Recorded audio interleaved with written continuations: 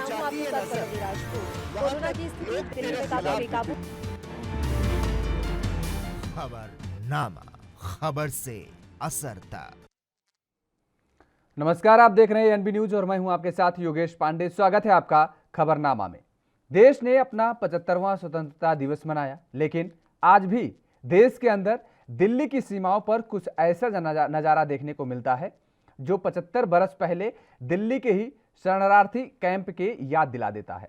उस वक्त दिल्ली में सबसे बड़ा कैंप किंग्सवे कैंप था और आज दिल्ली का किंग्सवे इलाका वह इलाका है जहां दिल्ली के लेफ्टिनेंट गवर्नर रहते हैं और दिल्ली के मुख्यमंत्री रहते हैं। लेकिन उस वक्त वो शरणार्थी के कैंप के रूप में जाना जाता था। वो इलाका दिल्ली में लगभग 30 लाख लोगों ने एक साथ डेरा डाल रखा था जो पश्चिमी और पूर्वी पाकिस्तान से दिल्ली पहुंचे थे। देश के विभाजन का दर्द यदि सबसे ज्यादा किसी ने झेला तो वो पंजाब ही था और आज 75 बरस बाद भी पंजाब के किसान दिल्ली की सीमाओं पर शरणार्थियों के रूप में मौजूद हैं। हालांकि प्रधानमंत्री नरेंद्र मोदी कहते हैं कि विभाजन की विभीषिका को स्मृति के तौर पर याद रखना चाहिए, लेकिन अब तक एक बार भी उन्होंने दिल्ली की सीमाओं पर झांकने नहीं पहुंचे। और दिल्ली की सीमाओं पर किसानों के कैंप 75 बरस पहले दिल्ली में बैठे शरणार्थियों के कैंप की याद दिला रहे हैं और यह कैंप पिछले 9 महीने से है, लेकिन सरकार की तरफ से ना तो कोई आह निकल रही है और ना ही कोई सफल संवाद हो पाया अब तक। जबकि यह वो किसान है जिसने भारत की आज़ादी के साथ ही इस देश को पुख्ता जमीन दी। तो सवाल उठता है कि आखिर किसानों की स्थिति त्रासदीदायक क्यों होती चली जा रही है। आज़ादी के बाद भी अब तक किसान लगातार अपना रोना रो रहा है और लगातार अपनी मांगों को लेकर के आज भी वो धरना दे रहा है।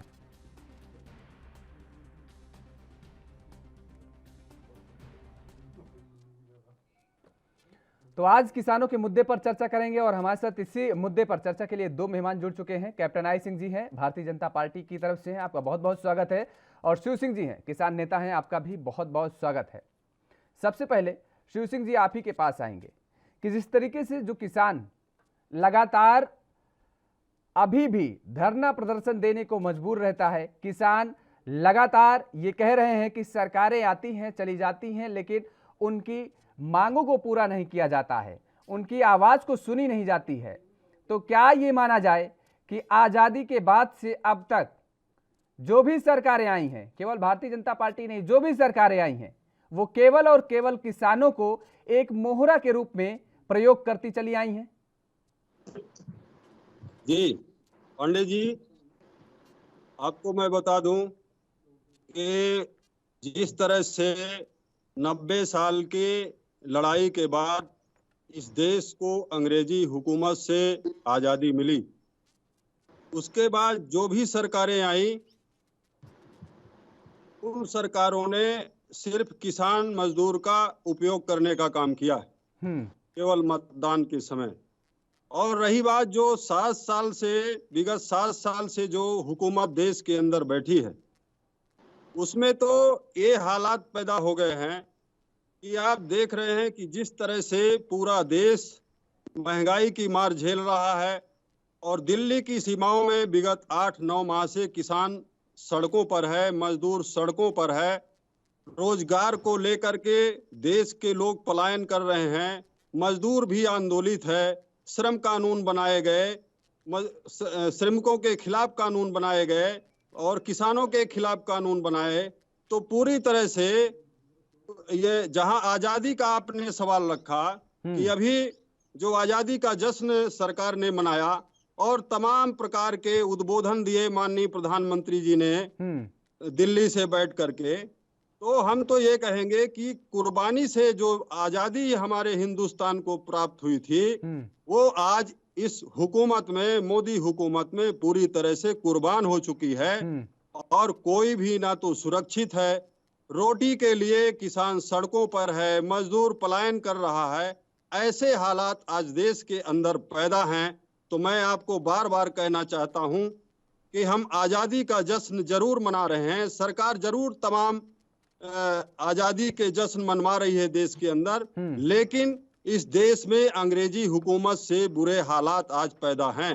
जी कैप्टन आई सिंह साहब, आपने सुना किसान नेता हैं शिव सिंह जी, कह रहे हैं कि सरकारें जो भी आई गई, जो भी पूर्ववर्ती सरकारें रहीं, उन्होंने भी किसानों को मोहरा तो जरूर बनाया है, लेकिन पिछले 7 सालों से जो हालात हैं वो कह रहे हैं कि वो अंग्रेजी हुकूमत से बदतर हालात हैं, क्योंकि किसान जो कि अन्नदाता है आज वही रोटी के लिए सड़कों पर बैठा है। योगेश जी, जी वैसे तो मैं किसान मुद्दे पे काफी डिबेट है, शायद आपके ही चैनल पे 1 साल से डिबेट कर रहा हूँ।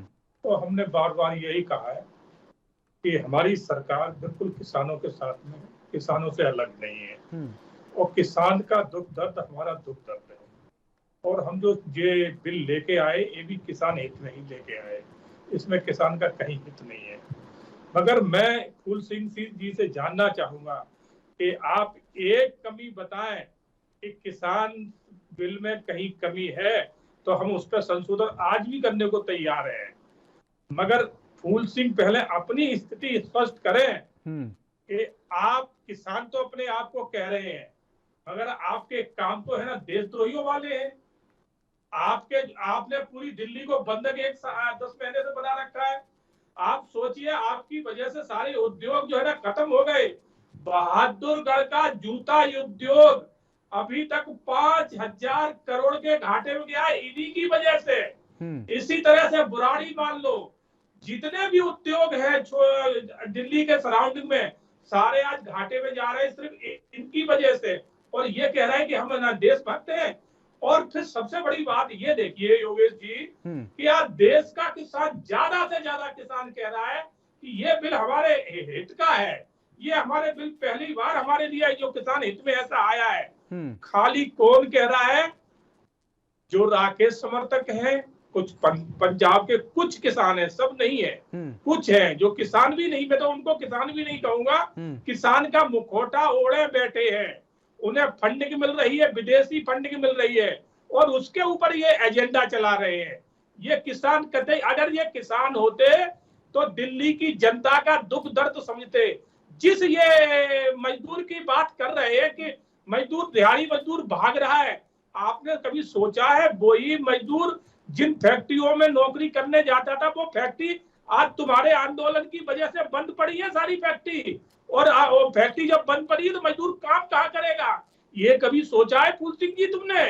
पहले इस अपने अंदर गिरेबान में झांक के देखो कि आप कितने सही हो, आप जो कर रहे हो वो कितना सही कर रहे हो।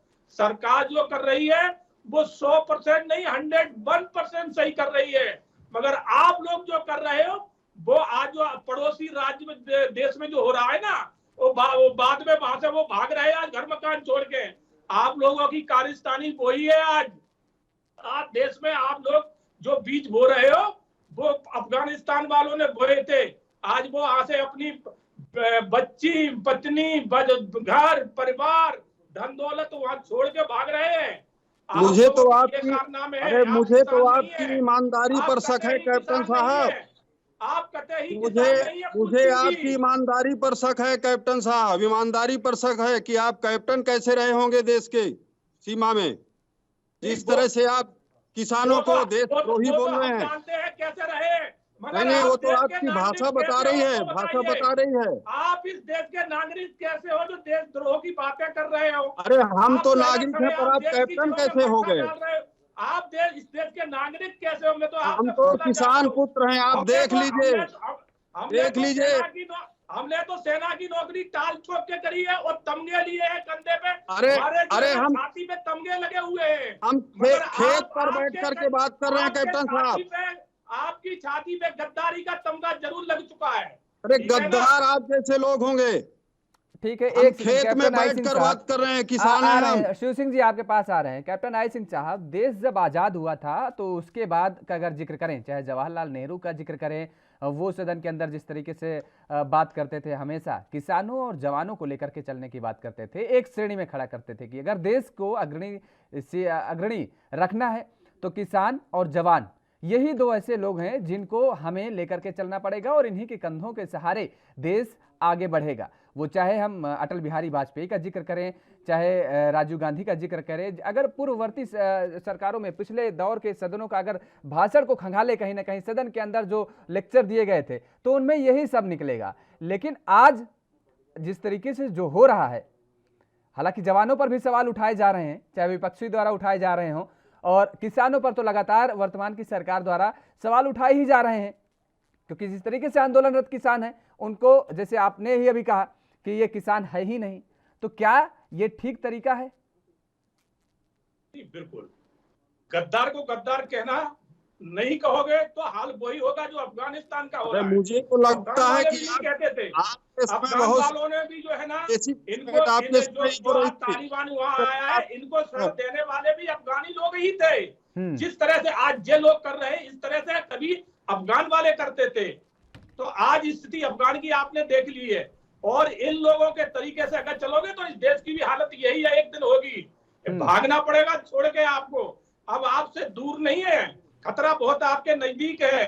तो ऐसे लोगों को पहचानिए कि जो देश की जड़ों में मट्ठा डाल रहे हैं, ये देश के हितैषी नहीं। आपने नेहरू जी की बात करी, बहुत अच्छी बात कही आपने। नेहरू जी ने कितने साल शासन किया है? 17 साल। इंदिरा गांधी ने कितने साल शासन किया है? 15 साल।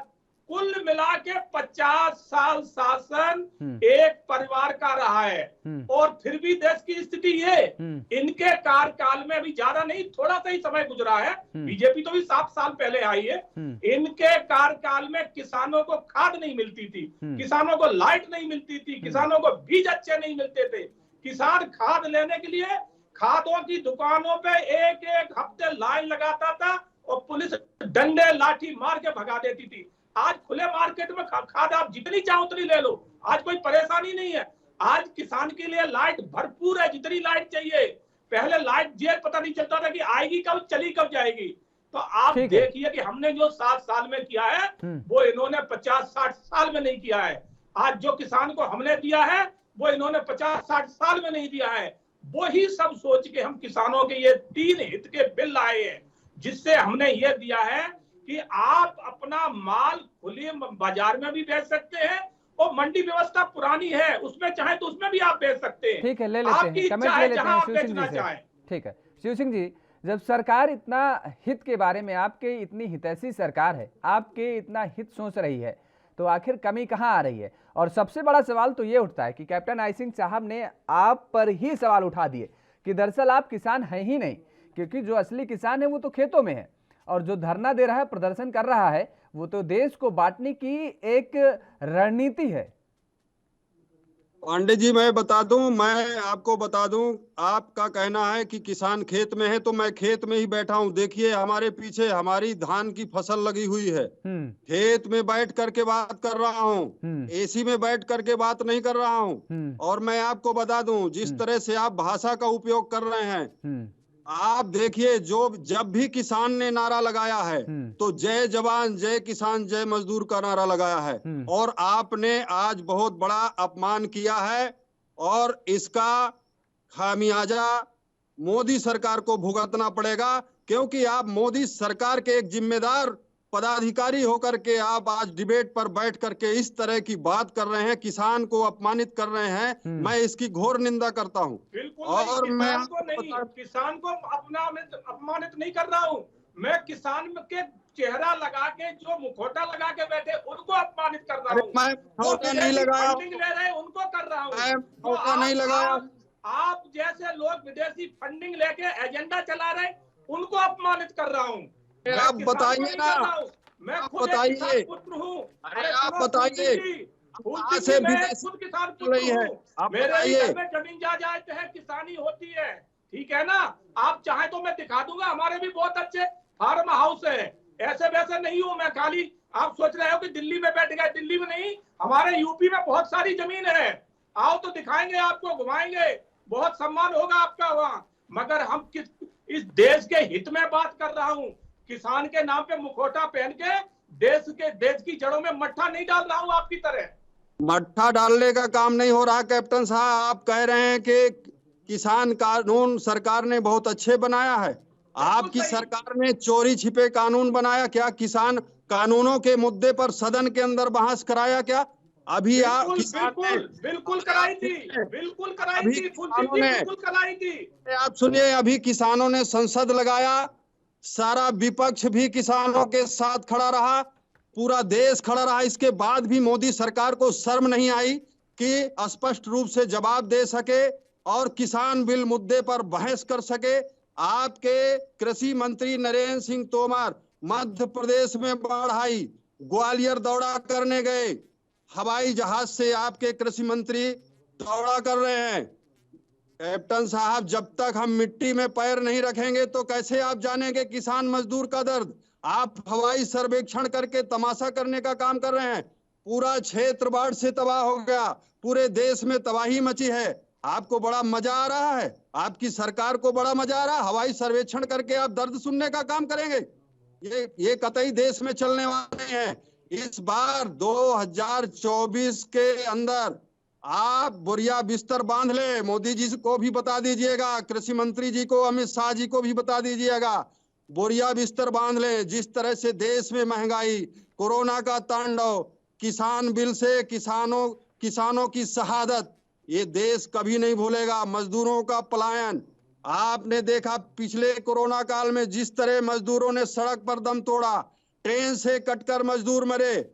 आपको शर्म नहीं आई। आप कह रहे हैं फैक्ट्रियां बंद हैं मजदूरों के कारण। इसका जिम्मेदार कौन है? जब आप अडानी अंबानी की गोद में सोएंगे, उनके लिए कानून बनाएंगे, तो कैसे ये देश चलेगा? तो फैक्ट्रियां तो बंद होंगी, मजदूर को आज काम नहीं है। मजदूर को 300-400 रुपए मजदूरी है, 200 रुपए को इतना काम है कि अरे तेल के भाव 200 रुपए। ठीक है, ले लेते हैं। मजदूर तेल खरीदेगा। ठीक है, कैप्टन आई सिंह साहब और शिव सिंह साहब यहाँ पर रुकेंगे। फिलहाल वक्त हो चला एक छोटे से ब्रेक का। ब्रेक के बाद फौरन हाजिर होते हैं और चर्चा को आगे बढ़ाएंगे। कोरोना की स्थिति दिल्ली में काफी बेकाबू।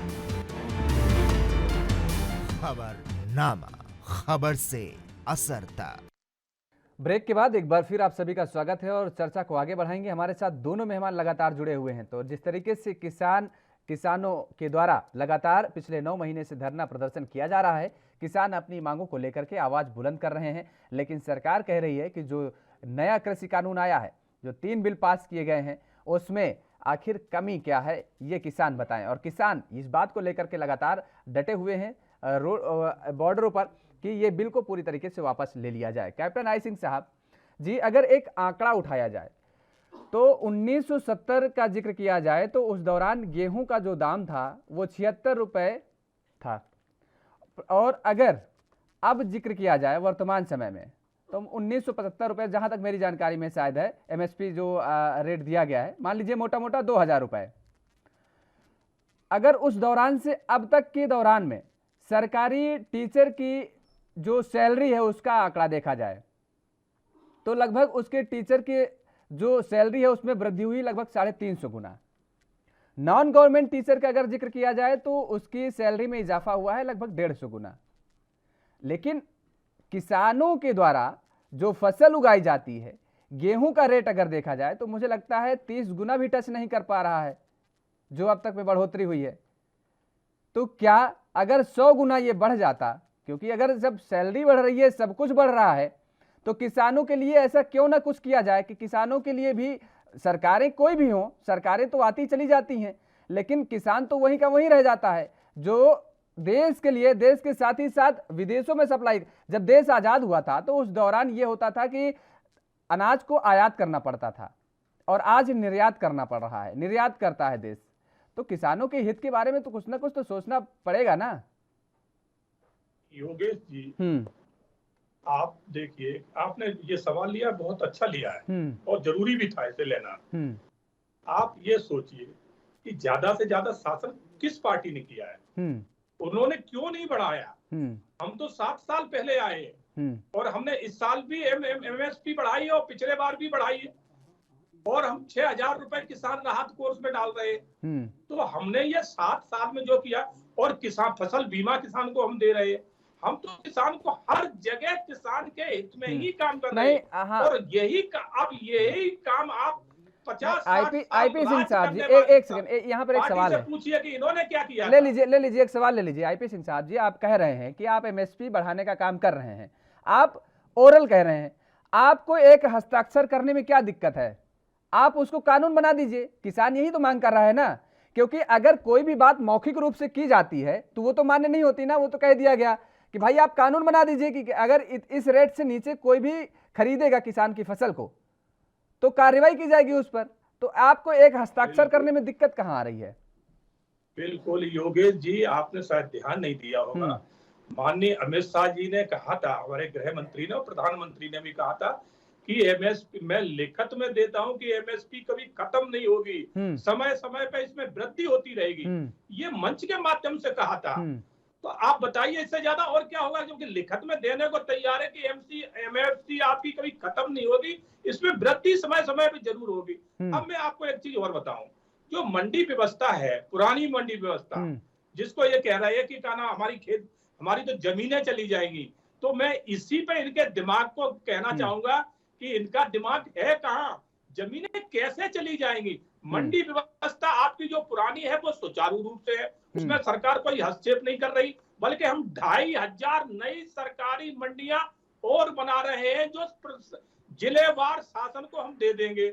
और प्राइवेट में हम जो लेके आ रहे हैं वो इसलिए ला रहे हैं कि किसान को अपनी फसल का अगर समर्थन मूल्य सही नहीं मिल रहा है मंडी में तो आप बाहर बेचिए, और बाहर नहीं मिल रहा है तो आप सरकारी मंडियों में बेचिए। तो बताइए ये अच्छा है कि खाली सरकारी मंडी अकेली बने रहे, और वो दलाल थे जो मनमर्जी से उनकी फसल खरीद लेते थे और 5-5, 6-6 महीने उनका पैसा भी नहीं देते थे और उनको घुमाते रहते थे। आज जो प्राइवेट जो मंडियां आएंगी वो आपको एडवांस में तो पैसे देंगी और वो पहले ही तय कर देंगी कि हम आपकी फसल कितने में खरीदेंगे। अगर आपको लगता है कि हमारी फसलें कम में ले रहे, मत दीजिए, जबरदस्ती हो रही है, वो आपसे जबरदस्ती नहीं ले सकते हैं। ऐसा कोई कॉन्ट्रैक्ट नहीं होने जा रहा है कि आप जबरदस्ती लेंगे। आप अपनी सरकारी मंडियों में जहां अभी तक बेचते रहे वहां बेचिए, या सरकार को बेचिए आप, जो सरकार एमएसपी में आपकी खरीदारी करेगी। तो इसमें बताइए कि किसानों की कहां सरकार ने किसानों के लिए यहाँ कमी छोड़ी है। मगर समस्या ये है कि इन्हें जो फंडिंग मिल रही है, लौट के बात वहीं आ गई, इन्हें जो अरबों रुपए की फंडिंग हो रही है, जो रोड घेर के बैठे हैं, वहां पक्के जो है ना मकान बना के बैठे, ये कहते हैं अब खेत में बैठे, मगर वहां इनका नेता एसी में सो रहा होगा, देखना कभी भी रोड पे एसी लगा रखे है। तो ये किसान के हित की बात क्यों करेंगे? जिस आदमी के पास ठीक है, ले लेते हैं जवाब नेता ले लेते हैं जवाब कैप्टन आई सिंह साहब, ले लेते हैं जवाब। नेता तो एसी में ही बैठते हैं और एसी में ही वो वहां से भाषण भी देते हैं। अगर मंच भी सजाया जाता है, किसी भी पार्टी का नेता हो, वो उसके लिए भी मंच में भी खुले आसमान के नीचे भी एसी लगा दी जाती है। हमने बहुत सारे मंच देखे हैं। कार्यकर्ता को मैं बीजेपी की बात नहीं कर रहा हूँ, मैं सारे दलों की बात कर रहा हूँ। कैप्टन आई सिंह साहब जी, व्यवस्था होती है कैप्टन आई सिंह साहब जी, मैं केवल बीजेपी का जिक्र नहीं कर रहा हूँ। ठीक है, जवाब ले लेते हैं। रोडे घेर के बैठे, आम जनता की रोडे घेर के बैठे। हाँ, मैं जवाब ले लेता हूँ शिव सिंह साहब से। शिव सिंह जी आप बताइए। पांडे जी मैं बता दूं, आप जिस तरह से आप बात कर रहे हैं, आप कह रहे हैं किसान ये नहीं, किसान लीडर एसी पर रह रहे हैं, किसान एसी पर रह रहे हैं। मेन बात ये नहीं है। उन्होंने ये कहा कि अमित शाह साहब जो है वो लिख के दे रहे हैं कि एमएसपी कभी खत्म नहीं की जाएगी, एमएसपी बढ़ती रहेगी, एमएसपी है। और दूसरी बात उन्होंने ये कहा कि जिस तरीके से वो गोडाउन बनवा रहे हैं, सरकार ये कह रही है कि ब्लॉक लेवल तक किसानों के लिए अब गोडाउन बनवाए जाएंगे ताकि किसी भी किसान को कोई दिक्कत ना हो, और खुली मंडी दे दी गई किसान को, तो दिक्कत कहाँ है? देखिए, अब हम आपको उदाहरण दे दें। आप देख रहे हैं कि जब से प्राइवेट बसों का संचालन हुआ तो रोडवेज बंद हो गई। सरकारी स्कूल का संचालन हो रहा था, वहां सारे बच्चों के लोग पढ़ते थे, चाहे नेता का हो, चाहे वीआईपी का हो, चाहे किसान का हो, चाहे मजदूर का। प्राइवेटीकरण हो गया तो सरकारी संस्थाएं बंद हो गई। हॉस्पिटल का यही हाल है, प्राइवेट हॉस्पिटल हो गए तो देश लूट रहा है। सरकारी हॉस्पिटल खाली हैं, वहां भ्रष्टाचार है, डॉक्टर वहां केवल वेतन ले रहा है, वहां कारगर दवाइयां नहीं मिल रही। तो मैं एक उदाहरण दे रहा हूं कि जिस नजरिए से ये कानून बनाया गया है उसका परिणाम यही होगा जो आपका प्राइवेटीकरण और सरकारीकरण में ये अंतर है, मैं आपको बता दूं। और जिस तरह से आप बार बार कह रहे हैं कि कानून बहुत अच्छे हैं, तो साहब मैं आपको बता दूं कि आप ठेका कानून, मतलब कि पूंजीपति जिसको दे दिया जाएगा कि इस प्रदेश की जमीन का एग्रीमेंट किसान से अडानी करेगा या अंबानी करेगा, तो उसके प्रतिनिधि जाएंगे, किसान से 25 साल का एग्रीमेंट करेंगे, जमीन किसान की। गलत बयानबाजी मत करिए, गलत बयानबाजी मत करिए। अरे उसको पढ़िए कानून को। ऐसा जमीन किसान की होने वाला है। गलत क्या करेगा? आपने कानून नहीं पढ़ा, मैं कानून भेज दूंगा। ऐसा कहीं कोई प्रावधान नहीं है। पड़ा होगा, मतलब शर्त पूंजीपति की होगी, जमीन किसान की होगी, और इसके बाद जब फसल उगेगी तो पूंजीपति का आदमी फिर वहां पहुंचेगा और फसल की जांच होगी, जिस तरह इंसान के बॉडी की जांच होती है। फिर उसमें वो निकालेगा कि आपका उर्वरक ज्यादा है, आप इसमें फैट ज्यादा है, तो उसका रेट कम करेगा। अब हम बार बार कह रहे हैं कि साहब आप लिखित गारंटी, एमएसपी कानून की लिखित गारंटी का आप कानून बनाओ। आप तय करो कि इतने के नीचे आपका ये अनाज नहीं बिकेगा। आप 12 दौर की किसानों से बात हो चुकी, आपकी सरकार के लोगों से बात हुई, आपका जो प्रतिनिधि आता है बात करके चला जाता है और फिर कहता है हम बात करने के लिए तैयार हैं। तो आप कैसे बात करने के लिए तैयार हैं? नहीं, कैप्टन आई सिंह साहब ने कहा कि साहब कानून तो नहीं बन रहा, लेकिन अमित शाह साहब ने कहा है कि वो लिखित तौर पर देने के लिए तैयार हैं इस बात को।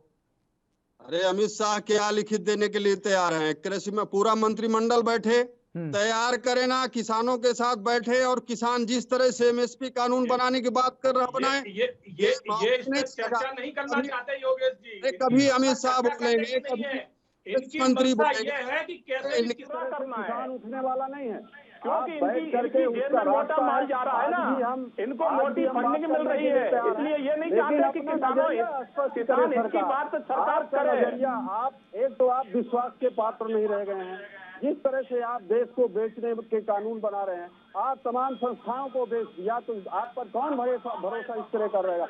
इसलिए हर कानून के लिखित में बात होनी चाहिए, एमएसपी का लिखित कानून बनना चाहिए।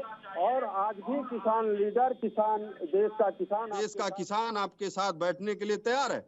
आप उनको बैठाइए, आप उनको जिस तरह से एमएसपी कानून बनाने की बात कर रहे हैं वैसे बना दीजिए। क्या उसको जरूरत है? किसान कभी आंदोलन नहीं करता था, लेकिन जब आप मौत का, उनके फांसी के फंदे का आपने कानून बनाने का काम किए, तब आज सड़क पर किसान है। और इस तरह से किसान आज सड़क पर पड़ा है और आज आपकी सरकार और आपके लोग उनको वहां भी प्रताड़ित कर रहे हैं, इस तरह की बयानबाजी कर रहे हैं। ये गलत बात है। कैप्टन आई सिंह साहब जी, अभी जिस तरीके से, हाँ ठीक है, ले लीजिए सवाल ले लीजिए। दरअसल जो मैंने शुरुआती दौर में कहा था कि जो 75 बरस पहले जो तस्वीर दिल्ली में दिखती थी, जो कैंप लगे हुए थे, जो शरणार्थी कैंप थे, दरअसल तस्वीर आज भी अगर जाइए तो बॉर्डरों पर ऐसी ही तस्वीर सामने आ रही है, क्योंकि वहाँ पर जिस तरीके से अस्थायी निवास बना के किसान रह रहे हैं, तो उस दौर को याद दिला देती है। और उस दौर में जवाहरलाल नेहरू जी ने एक 3 मंत्रियों की कमेटी बनाई थी और उन्होंने कहा था कि जो भी शरणार्थी हैं, किसी भी तरीके के इन लोगों को कोई दिक्कत नहीं होनी चाहिए, और अगर एक भी शरणार्थी की मौत हो गई तो वो लोग किस तरीके से बयान वो रुदन करते थे, वो दौर था। लेकिन इतने दिनों से किसान बैठे हैं, किसान लगातार इस बात को कह रहे हैं कि इतने किसानों की मौत हो गई है, सरकार अभी तक उस पर कोई बयान नहीं दे रही है और ना ही तो सरकार का मंत्री कोई आया है। इसी सवाल को आपके साथ लेंगे, लेकिन फिलहाल वक्त चला एक छोटे से ब्रेक का। ब्रेक के बाद फौरन हाजिर होते हैं। कोरोना की स्थिति दिल्ली में काफी बेकाबू। खबरनामा, खबर से असर तक। ब्रेक के बाद एक बार फिर आप सभी का स्वागत है और दोनों मेहमान हमारे साथ जुड़े हुए हैं। सीधे कैप्टन आई सिंह साहब जी आपके पास आएंगे। सवाल आपसे यही था कि जिस तरीके से 576 किसानों की लगभग मौत हो चुकी है जो बताया जा रहा है, लेकिन अभी तक सरकार की तरफ से कोई भी नुमाइंदा वहां पर नहीं पहुंचा है और ना ही वो सुध लेने का जिक्र कर रहा है। किसानों की तरफ से बड़ा आरोप है। ठीक है, आप कह रहे हैं कि वो किसान नहीं है, किसानों का मुखौटा लगाए हुए हैं, लेकिन किसी को तो वहां जाना चाहिए, सुध लेना चाहिए, वहां का जायजा लेना चाहिए, हालचाल पूछना चाहिए ना। किसानों के यहाँ अगर कोई जाता है तो ये पथराव करते हैं। आपने देखा नहीं कितने लोगों में पथराव हुआ है। अभी का ना गाजीपुर बॉर्डर से एक हमारा वाल्मीकि नेता अनिल वाल्मीकि वहां से निकला था, तो सारे जितने भी उसके कार्यकर्ता और नेता थे सबकी गाड़ियां तोड़ दी गई थी, सबको मारा गया था, कम से कम 10 लोगों के सर फूटे थे। तो ये तो इनके कारनामे हैं और आप कह रहे हो इनके पास जाना चाहिए। और इन्होंने कहा कि किसान कभी पहले आंदोलन नहीं करता था। अब मैं बताऊं, कांग्रेस के टाइम में आंदोलन यही हुआ था इसी का ना लाल किला मैदान में हुआ था कांग्रेस के टाइम में। 1 महीने तक आंदोलन चला था, वो किसान अपनी जिद पे अड़े थे। लास्ट में कांग्रेस ने लाठी चार्ज कराया था, जिसमें 3 किसान तो ऑन द स्पॉट आंखें फूट गई थी और कम 150 किसानों के सर फूटे थे और 14 किसान ऐसे थे जिनके हाथ टूट गए थे, बिल्कुल लटक गए थे। ये हुआ करता था। हमारे कार्यकाल में आप 10 महीने से बैठे हो, सरकार ने आपको उंगली तक नहीं दिखाई है। इतनी आजादी तुम्हें मिली है। अगर कांग्रेस शासन में इतने बैठ जाते ना तो अभी तक कांग्रेस तुम्हारी मार मार के चमड़ी उधेड़ देती। मगर हमने 8 दिन तक बर्दाश्त किया है आपको कि आप सब पूरी रोड जाम करके बैठे हो, दिल्ली को घेर के बैठे हो, मगर आज दिन तक नहीं बोले। कांग्रेस की सरकार में रामदेव बाबा रामलीला मैदान में बैठे थे, जान बचा के भागे थे। वो कांग्रेस के शासन में रामदेव बाबा जान बचा के भागे थे। किसान को मार मार लगते गोली से मरवा दिया था। साधु संतों ने आंदोलन किया था, इंदिरा ने गोली चलवाई थी। आप क्या बात कर रहे हो? मध्य प्रदेश में मुख्यमंत्री जब दिग्विजय सिंह थे, वहां पर मुल्ताई में किसानों पे गोली चलवाई थी। ऑन द स्पॉट 35 किसान खत्म हुए थे। ये था कांग्रेस का राज्य। हमारे टाइम जो है ना, तुम्हें जितना बैठने का तुम्हें पूरा सम्मान मिला है, जबकि पूरी दिल्ली घेर के बैठे। उद्योग जो है ना तुम्हारी वजह से बिल्कुल खत्म हो चुके हैं, फिर भी सरकार ने तुम्हें अंगुली नहीं दिखाई है, तुम्हें सम्मान से ही बात कर रही है। इतना कांग्रेस में करके दिखाते तो आपको पता चलता कि किस तरह से किसान अपनी जिद पे अड़े हैं, किस तरह किसान जो रोडों को घेर सकते हैं। रामदेव बाबा रामलीला मैदान में बैठे थे, रोड पे भी नहीं थे। रात में पुलिस से घुसा दी थी। रामदेव बाबा अगर भगे नहीं तो शायद उस दिन मार दिए जाते। तो ये कारनामे, उस टाइम ये सरकार अच्छी थी आपके लिए। अच्छा कैप्टन आसिम साहब, एक सवाल है जहन में आया दरअसल अभी। सरकार ने बहुत अच्छा किया, ठीक है, मान लिया, 1 सेकंड के लिए मैंने मान लिया, सरकार ने किसानों के हित में बहुत काम किया। आप तो घूमते ही हैं, खैर देश विदेश, हम भी प्रदेश तक तो घूम ही लेते हैं, 2-3 प्रदेश, ना चाहिए विदेश, लेकिन देश में तो घूम ही लेते हैं कहीं कहीं। आज तक मुझे कोई ऐसा किसान नहीं मिला है जिसने ये कहा हो कि साहब हमने अपने बेटे को कहा कि आप नौकरी छोड़ दो और आओ किसानी करो। मतलब हालात इतने सुधर गए हैं कि हमने आज तक, मुझे ऐसा कोई किसान मिला नहीं कि उसने ये कहा हो कि अब उसने अपने बेटे से नौकरी छुड़वाई हो और वो किसानी खेती में उसने लगवा दिया हो। मजबूरन पलायन करने के बाद गांव पर कोई पहुंचा हो, इस कोरोना काल का आप अगर उदाहरण देना चाहें तो वो बात अलग है, क्योंकि उसकी नौकरी छिन ही गई थी। लेकिन किसी किसान ने नौकरी अपने बेटे की छुड़वाई नहीं है कि बेटा नौकरी में कुछ नहीं है, किसानी में बहुत कुछ है। अब सरकार बदल गई है, सत्ता बदल गई है, अब वो किसान नहीं रहा जो पहले वाला किसान हुआ करता था। ऐसा मुझे अभी नजारा दिखा नहीं। अगर ऐसा नजारा दिख जाएगा या दिख जाता तो हम कहते हैं हाँ वाकई किसानों की हालत सुधर गई है। अब हमारे हिंदुस्तान में सारे किसान संपन्न नहीं है।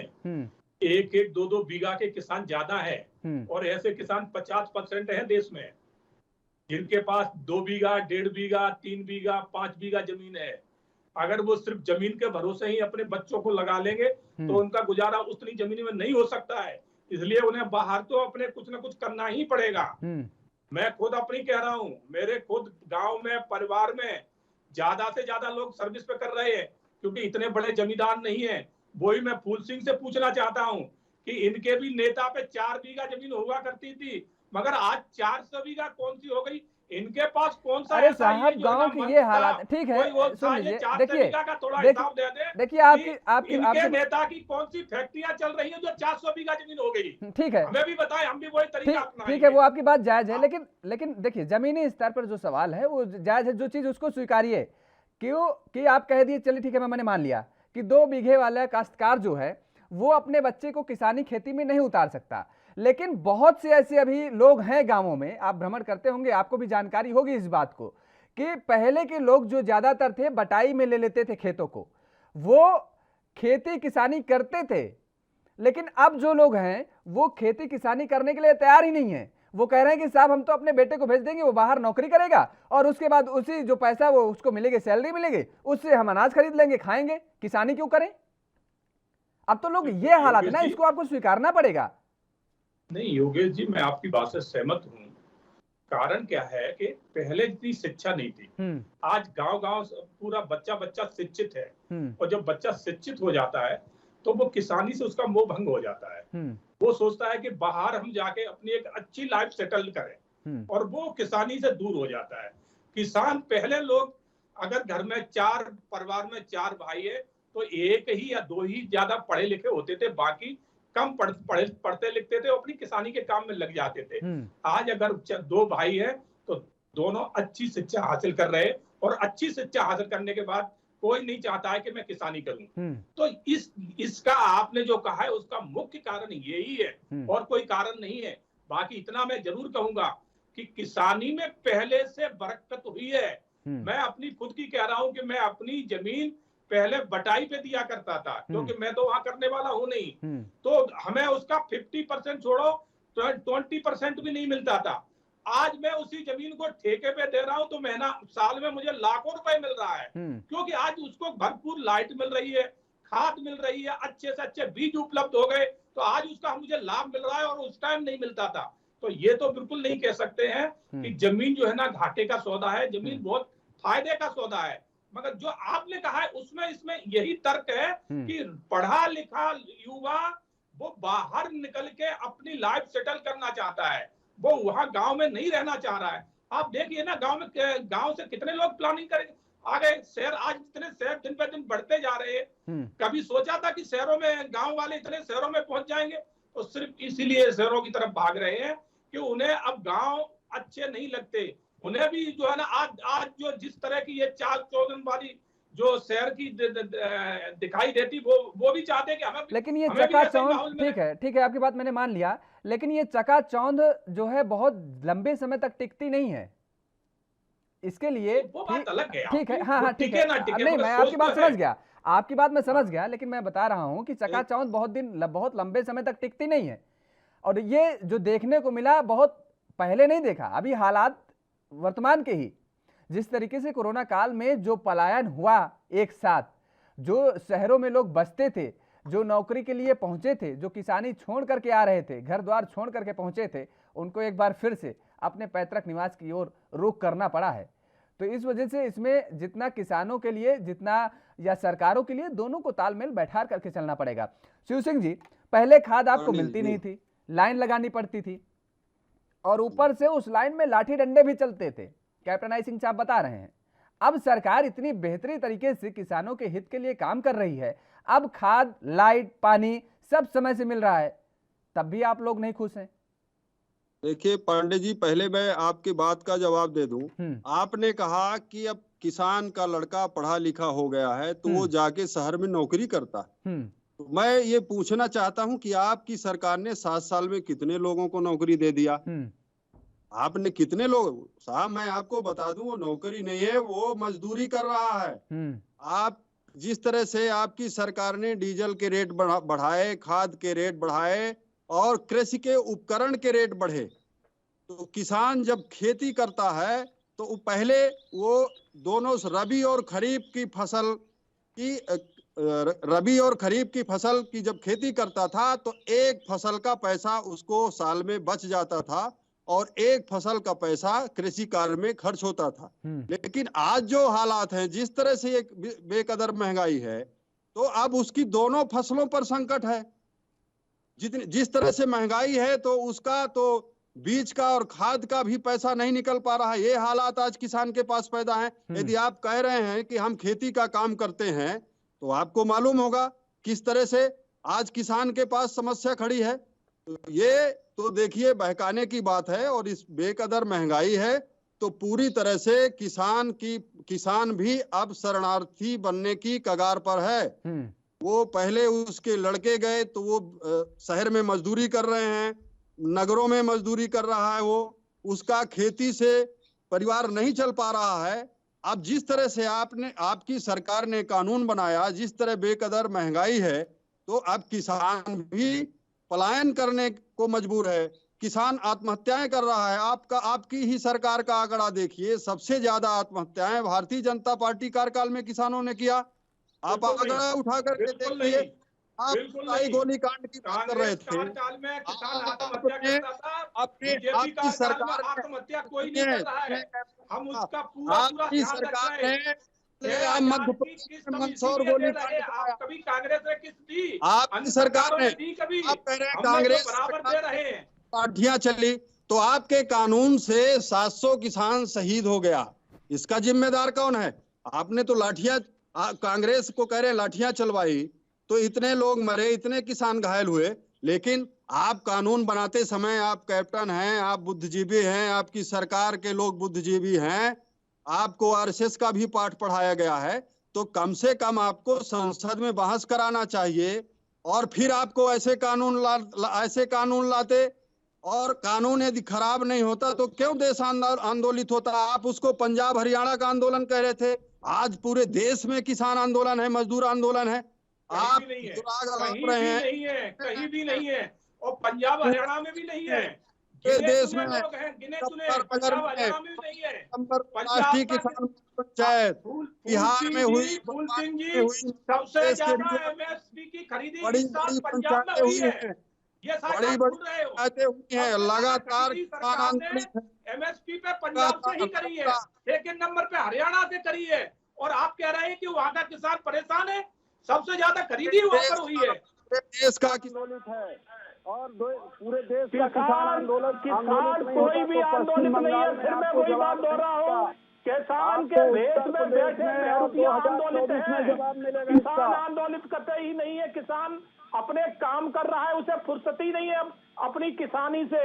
जो बहरूपीय है, जिन्हें संज्ञा को सब कुछ सुविधाएं मिलती है, और मीडिया ने भी दिखाया है कि आपने देखा है कि बुराड़ी बॉर्डर पे क्या हो रहा है, झाड़ियों में क्या करने जा रहे हैं किसान। मीडिया ने दिखाया है सब कुछ दिखाया है मीडिया ने। पहन के बहरूपिया तो स्वयं देश के मुखिया हैं, जिस तरह से रोज नए कपड़े पहन करके और बहरूपिया बनते हैं और देश को गुमराह करते हैं। तो किसान बहरूपिया नहीं है, आपके सरकार के लोग बहरूपिया है, ये मेरा आरोप है। किसान बहरूपिया नहीं है, मगर उनका जो मुखौटा लगा के बैठे हैं वो बहरूपिया है, किसान बहरूपिया नहीं है। बता दूं कि ये देश है, आपको मैं बता दूं, और जब इनके फुटेज में अगर कोई लड़कियां आती तो उनके साथ क्या होता है, ये दुनिया ने देखा है। कैप्टन साहब, क्या हुआ मालूम है ना आपको?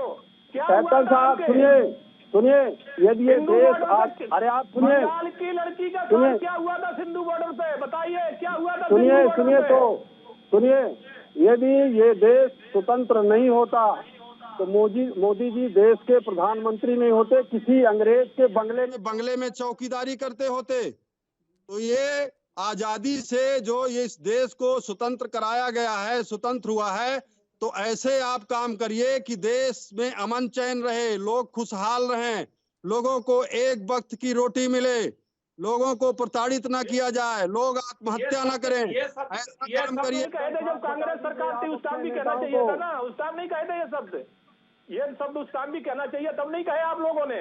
उस टाइम आपका मुंह बंद था, जब ये 50 साल एक परिवार की सरकार रही, एक परिवार की, उस टाइम आपके मुंह क्यों बंद रहे? इतना तांडव किसी सरकार ने नहीं किया जितना तांडव आपकी सरकार ने किया है, और इसका जवाब उत्तर प्रदेश और लोकसभा चुनाव में मिलेगा आपको। अभी पंचायत चुनाव में मिल गया ना, पंचायत चुनाव में तुम आपकी जमानत जब्त हो गई। राकेश टिकैत का गृह नगर से उनका प्रत्याशी 3 वोट लेकर रह गया, बीजेपी के कार्यकर्ता को 30 वोट मिले। चुनाव में क्या होगा, बहुत ज्यादा दिन नहीं है, बहुत ज्यादा वक्त नहीं बचा है, बहुत नजदीक है, और चुनावों में क्या होगा देश की जनता, प्रदेश की जनता सब बता देगी। शिव सिंह साहब ठीक है, कैप्टन आई सिंह साहब जी एक सवाल है, ठीक है, मैं कहता हूँ राकेश टिकैत चुनाव लड़के तो दिखाएं, अगर उनकी जमानत जब्त नहीं हो जाए। अरे वो नहीं लड़ेंगे भाई, उन्होंने कहा है, उन्होंने फिलहाल कहा है, अभी बाकी क्या करते हैं वो नहीं पता है। उन्होंने कहा है कि वो चुनाव नहीं लड़ेंगे, उन्होंने बयान दिया है कि जिस तरीके से ये खबर जो सामने आई है वो गलत है। अभी फिलहाल कहा है, बाद में क्या करते हैं वो उनकी मर्जी है, चुनाव लड़ने का सबका अधिकार है, कोई भी लड़ सकता है। दरअसल बात यह है कैप्टन आई सिंह साहब कि अटल बिहारी वाजपेयी जी ने कहा था कि जब तक इस देश के किसी भी नागरिक की आंखों में आंसू और दर्द है, आप चलिए मान लिया एक सेकंड के लिए, आप किसान नहीं मानते हैं, देश का नागरिक तो मानते हैं ना इन लोगों को जो बॉर्डरों पर बैठे हुए हैं, और उन्होंने कहा था कि जब तक इस देश के किसी नागरिक की आंखों में आंसू और पीड़ा है तब तक उनका काम खत्म नहीं हुआ है, वो निरंतर चलते रहेंगे और उस देश के जिस भी नागरिक की आंखों में आंसू और पीड़ा है उसको मिटाने का काम करेंगे, आंसू पोंछने का काम करेंगे और पीड़ा हरने का काम करेंगे। अटल बिहारी वाजपेयी ने यह बात कही थी। आपकी सरकार है इस समय, आप मान लिए एक सेकंड के लिए आप इन्हें किसान नहीं मानते लेकिन देश का नागरिक तो मानते हैं, तो इनका आंसू, इनके पीड़ा दर्द को हरने का काम तो करेंगे ना आप। जिम्मेदारी तो आपकी है क्योंकि सत्ता पर तो आप ही काबिज हैं। बहुत अच्छी बात है योगेश जी। आपने देखा होगा सरकार ने ससम्मान इनको बुलाया और एक बार नहीं पूरे 12 बार की इनके साथ वार्ता बैठ के करी। और इनका बिहेवियर क्या होता था, मतलब ऐसे करते थे जैसे कोई दुश्मन से बात कर रहे हैं। हमारे यहाँ आएंगे, हमारी चाय नहीं। ठीक है कैप्टन आई सिंह साहब जी, आप अपनी पूरी बात रखिएगा, आप अपनी बात रखिएगा। ब्रेक के बाद फौरन वापस आते हैं और उसके बाद चर्चा को आगे बढ़ाते हैं। कोरोना की स्थिति दिल्ली में काफी बेकाबू। खबरनामा, खबर से असर तक। ब्रेक के बाद एक बार फिर आप सभी का स्वागत है और चर्चा को आगे बढ़ाएंगे। सीधे कैप्टन आई सिंह साहब जी आपके पास ही आएंगे, आप अपनी बात रखिए, रख रहे थे पूरी करिए। योगेश जी, आपने देखा होगा हमने इनको देश का नागरिक माना, सब कुछ माना, यहाँ तक कि इनको किसान भी उस टाइम हमने माना था। और इसी वजह से हमने इनको ससम्मान अपने यहाँ बुलाया और एक बार नहीं 12 बार बुला के इनके साथ चर्चा की। इन्होंने कहा हम सरकार का खाना नहीं खाएंगे, सरकार की चाय नहीं पी। अरे भाई ये सरकार की नहीं है, ये देश के जनता के पैसे की है। जो चाय वहां बन रही है पिबेगी वो देश की है। तो इन्होंने वहां सबसे बड़ा सरकार का अपमान ये किया। फिर भी सरकार ने कोई बात नहीं, सरकार ने बल्कि इनके साथ एक भाईचारा दिखाते हुए कि ठीक है आप अपना खाना लाओ, हम आपके खाना में शेयर करेंगे, हम आपके साथ खाते हैं। देखिए सरकार का दिल, सरकार कहीं से कहीं इनसे दूर नहीं थी। फिर भी इन्होंने, सरकार ने बार बार इनके साथ चर्चा करी और ये कहा कि आप इन कानून में ये बताएं कि कौन कौन सी कमियां हैं और हम उनके ऊपर विचार करेंगे और विचार करके और उनमें अगर कोई अमेंडमेंट करने की जरूरत पड़ेगी तो बिल्कुल करेंगे। सरकार ने यहाँ तक कहा, मगर इनका बार बार एक ही काम कहना होता था कि ये काले कानून है। काले कानून है तो काले कानून की कालिक तो बताना पड़ेगी ना आपको, वो नहीं बताएंगे, खाली काले कानून इनको खत्म कर दो। फिर आप देखिए कि इनके ही वोटर से, इनके ही आंदोलन से देश के प्रधानमंत्री को किस तरह से जो है ना गालियां दी गई कि हाय हाय मोदी मर जा तू। ये इनके आंदोलन में हुआ। खालिस्तान छाप ट्रैक्टर इनके आंदोलन में आए, खालिस्तान का झंडा इनके आंदोलन में लहराया, पाकिस्तान के नारे इनके आंदोलन में लगे। फिर 26 जनवरी को जो इन्होंने किया वो जग जाहिर हो गया, पूरे वर्ल्ड ने देखा कि खुलेआम इन्होंने जाके जहां राष्ट्रीय प्रतीक का तिरंगा लहराता है वहां पर इन्होंने एक समुदाय विशेष का झंडा लगाया जाके और सरेआम हमारे सुरक्षा बलों पे इन्होंने लाठीचार्ज, पत्थर और तलवारों के वार किए। अगर वो उस टाइम नाले में ना कूदते हो सकता है कि उस दिन 2-4 पुलिस वाले काट दिए जाते। तो इस तरह की हरकत करने वाले इनको आप किसान कहेंगे? मैं तो कह रहा हूं कि ये तो उग्रवादियों से भी बड़े कलंक हैं ये। इनको हम किसान कैसे कह सकते हैं? जो हमारे सुरक्षा कर्मी, हमारे देश के लोग, हमारी देश के सिपाही है, उनके ऊपर आप तलवार चला रहे हो, आप उनके ऊपर तलवार चला रहे हो, आप हमारे तिरंगे का अपमान कर रहे हो और आप कह रहे हैं कि हम किसान हैं। बिल्कुल किसान नहीं हो सकते हो आप। काम तो उग्रवादियों वाले कर रहे हो, तालिबानी वाला काम कर रहे हो, कह रहे हो मैं किसान हूँ। बिल्कुल किसान नहीं हो सकते हो आप। देश विरोधी हैं जिस तरह से आपकी भाषा बोल रही है। ठीक है, आपकी सरकार और आप सब, आपका यही नजरिया रहा तो ये देश चलने वाला नहीं है। ठीक है, चलेगा, बहुत अच्छा चलेगा और चल रहा है, मगर जो देश की जड़ों में मट्ठा डालने वाले हैं ना, वो सब उनकी जगह कहाँ है, वो वहां पहुंचेंगे जरूर। इतना ध्यान रखना, एक भी नहीं बचोगे। उत्तर प्रदेश में देखता था जिनने अरबों की संपत्ति अर्जित कर रखी थी जबरदस्ती घेर घेर के, आज वो कहाँ है? जेल में है। तो ये जितने जो ये कर रहे हैं ना देशद्रोह के काम, एक भी न बचोगे नहीं, जेल में जाओगे। आज ऐसा शासक बैठा है जिसके हाथ में पूरी तरह से देश सुरक्षित है। आज उनके हाथ में नहीं है जिन्होंने लूट लूट के विदेशों में खजाने भर दिए जाके। आप क्या कांग्रेस की विदेश में इतनी प्रॉपर्टी है कि जितनी तुम्हारे देश को 10 साल बैठा के खिला देंगे, इतना पैसा देश का लूट के कांग्रेस ने विदेशों में भरा ले जाके। उस टाइम मुंह नहीं खुला था आप लोगों का, क्योंकि आप चोर चोर मोसे आए थे भाई, वो भी चोर थे, आप भी चोर थे। ठीक है शिवसेना साहब जी, ठीक है कि आप एक तो सेकंड कैप्टन चोरी सिंह को साहब जी चोरी सवाल ले करने को लेते हैं नहीं शिव सिंह मिलेंगे। साहब से। ये दर्द है। ठीक है दाल खरा- शिव सिंह साहब जी, ये बताइए, आप बार बार ये बात कह रहे हैं कि 24 में रिजल्ट आएगा, 24 में पता चलेगा, आने वाले चुनावों में पता चलेगा, किसान जो है वो दिखा देगा भारतीय जनता पार्टी की जहां स्थान है वहां भेज देगी। आपका मोटिव क्या है? भारतीय जनता पार्टी को चुनाव हराना है या फिर आप जो किसानों के हित के लिए जो कृषि कानून बिल जो बीजेपी की सरकार कह रही है उसको वापस कराने की मांग कर रहे हैं वो है? देखिए, पहला मुद्दा पांडे जी हमारा किसान बिल वापसी का है। लगातार हम लोग किसान बिल वापस नहीं, दोनों सदनों से पास हुआ है, दोनों सदनों से पास हुआ और आप कह रहे हैं चर्चा नहीं हुई। बिल्कुल चर्चा हुई है। तुम्हारे नेता अगर वहां से वॉकआउट करके भाग जाते हैं तो क्या मैं उनको गोदी में लेके बैठाऊंगा? उन्हें बैठना चाहिए था, वहां बैठ करना चाहिए था। क्यों नहीं बैठ करी कांग्रेस पार्टी ने? अन्य पार्टियों ने क्यों मैदान छोड़ के भाग गए? हमें तो अपना काम करना है, हम तो काम करेंगे। सुन लीजिए कैप्टन सिंह साहब जी, सुन लीजिए शिव सिंह साहब को सुन लीजिए कह क्या रहे हैं, कहना क्या चाह रहे हैं वो सुन लीजिए। ये लोकतांत्रिक देश है और किसान लोकतांत्रिक तरीके से गांधीवादी तरीके से आंदोलित है। यदि किसान को उकसाने का काम किया है, किसानों को प्रताड़ित किया गया है, तो आपने देखा बॉर्डर में ये व्यवस्था नहीं थी। आप कैप्टन रहे हैं, क्या बॉर्डर में कीले गड़वाई गई, क्या खाई खुदवाई गई, क्या बौछारें मरवाई गई, कभी आतंकवादियों के साथ इस तरह का तांडव किया गया जिस तरह आपकी सरकार ने किसानों के साथ किया? तो आपने खुद माहौल बिगाड़ने का काम किया है। आज भी किसान यही कह रहा है कि हम गांधीवादी तरीके से बिल वापसी के लिए बैठे हैं और जब तक बिल वापसी नहीं होगी तब तक हमारी घर वापसी नहीं होगी। लेकिन और आपने चुनाव की बात किया, चुनाव की बात कभी किसान के जहन में नहीं थी, लेकिन क्योंकि आप सार्थक बात नहीं कर रहे हैं, आप कह रहे हैं किसानों ने कहा कि हम सरकार की चाय नहीं पिएंगे।